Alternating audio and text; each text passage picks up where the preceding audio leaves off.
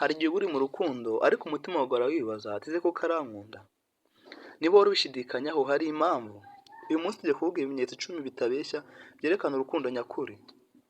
Agushyira mu buzima bwe, nagukunda mu ibanga. Niba agukunda arakumenyekanisha, akuvuga neza, ntatinya kukwerekana. Urukundo rw'ukuri ntiruhishwa. Aguha umutekano w'amarangamutima. Iyo uri kumwe nawe ntiyumva ahora ashaka kwigaragaza. Ntiyumva yihagije, ntiyumva afite ubwoba bwo kukubura buri munsi. Love nyakuri itanga peace. Ntabwo akubaha gusa iyo muri kumwe. Hari abantu baguhamagara gusa iyo bafite ikibazo, iyo ufite amafaranga cyangwa se iyo ukeneye attention. Ariko umuntu ugukunda by'ukuri akubaza uko umeze niyo nta mpamvu ihari. Arakubaha niyo mutari kumwe. Respect ntabwo ayikwereka gusa imbere yawe. Ese iyo mutari kumwe akavuga ati ese arakurengera cyangwa araguseka? Aho niho hari ukuri. Nahunga ibibazo imibanire yose bihe bigoye. Ariko niba igihe cyose ibintu bigoye ahita yigendera, uwo si umuntu ufite commitment. Ashaka kumva si ugutsinda impaka?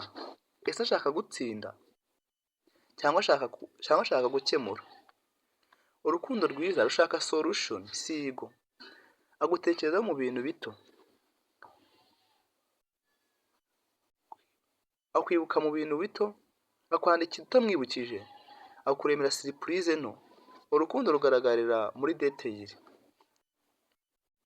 Agutera kwizera, niba agusuzugura, agutera insecurity.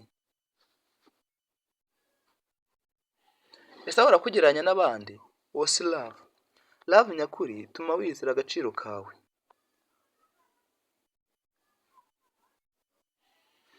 Akubwiza ukuri nyako niyo kwaba kukubabaza. Urukundo si ukubeshya ngo wishimishe, ni ukukubwira ukuri kuko ushaka kuba mwiza.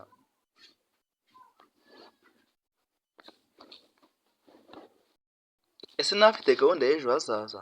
Iyo umuntu agukunda aravuga ngo ejo hacu. Atekereza future, navuga ngo ngewe gusa.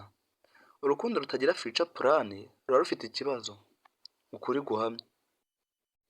Iyo umuntu agukunda by'ukuri ntahora mu rujijo, ntahora mu marira, ntahora atekereza ngo niba uhari. Urukundo nyakuri ruba rufite ituze, rufite icyerekezo, rufite direction. Wowe ni ikihe cyakwereka neza ko umuntu agukunda? Ese wari ugeze agukunda nyakuri cyangwa barakinishijwe?